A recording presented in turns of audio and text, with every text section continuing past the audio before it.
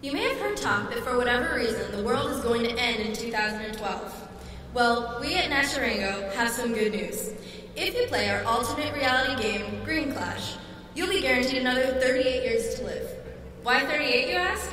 Because, according to the scientists in our ARG, calculations reveal that Earth will no longer be able to sustain human life after the year 2050 if significant advances in alternative energy are not made. How does he know this? He's from the future. But don't spread that around, because this piece of the puzzle is not revealed to players of Green Clash until later on in the game. Successful players will be relieved to know that because of their dedication to alternative energy, life on Earth will be sustained far past the year 2050. Green Clash was created to address our dependence on fossil fuels through the use of an alternate reality game that simulates a competition between the United States and the BRIC nations, Brazil, Russia, India, and China, to create and utilize alternative forms of energy.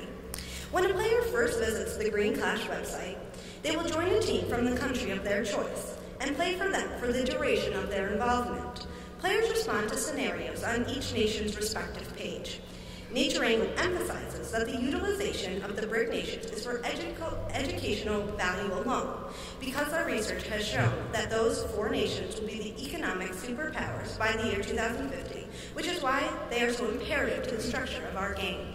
We chose to develop an ARG, an alternate reality game, because it appeals to a global audience, and we felt that for this unique issue, it was necessary to have players act in a real-world environment.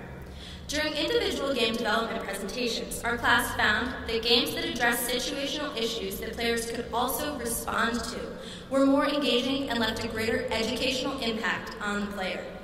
Our company and game websites are globally accessible on the internet, and there is minimal monetary upkeep. In order to update the game websites with current issues, the team will devote time each week to add new scenarios and record WGGN newscasts, which will keep players up to date. Although the game is based on an alternate reality, the educational value is prominent. Players will learn through the simulation to develop their own ideas about alternative energies, as well as have a deeper understanding of the harmful effects of fossil fuels. Because the game addresses nations besides our own, those being the BRIC nations, the research team spent ample time learning as much as they could about BRIC developments and strategies so as not to provide any inaccurate information. It is the hope of Naturango that a player of Green Clash will not only be able to create alternative resources in the game, but also to implement these tactics into their lives. Players who show productivity and initiative while playing the game will be provided with excess information from the company, which they can use to decipher the puzzles hidden in the game.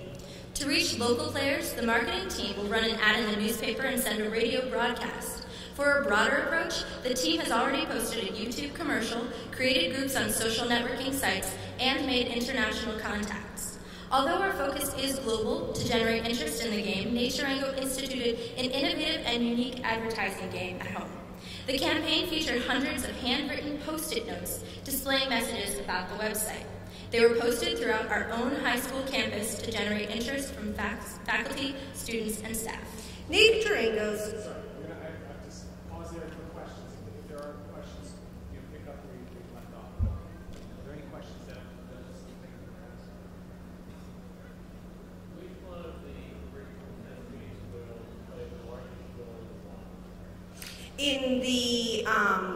in the real world competition or in the game?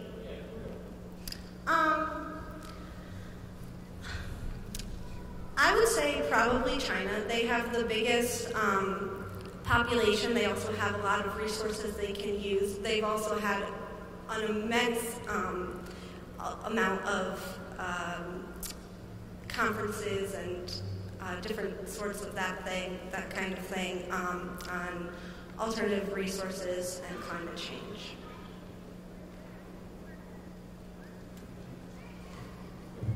You said you were using an ARG because it had more global appeal.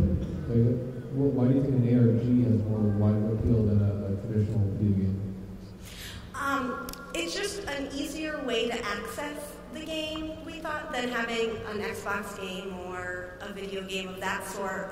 And also, we really like the idea of the social network, which has such a global impact that we found that an ARG game would be the best way to really reach a global audience. And I think because the ARG can reach to other countries, and we have the aspect of commenting into our game, we can get those nations into the game as well. Do you think that existing ARGs have done that more successfully than video games? Like Jane McDonald's work?